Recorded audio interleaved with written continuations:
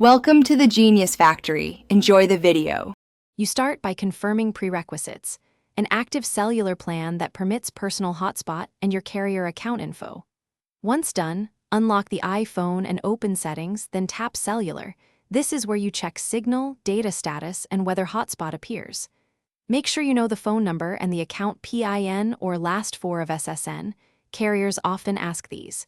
If hotspot is missing, don't panic. Next, you'll gather diagnostic details and contact options to get it activated now.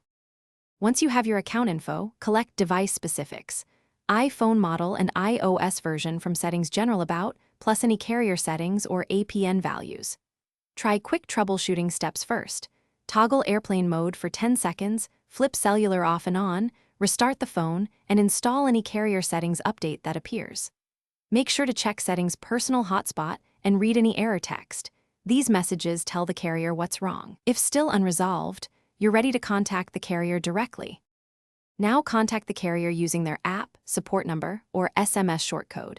Speak clearly and provide account PIN, iPhone model, iOS version, and the exact error message shown in personal hotspot.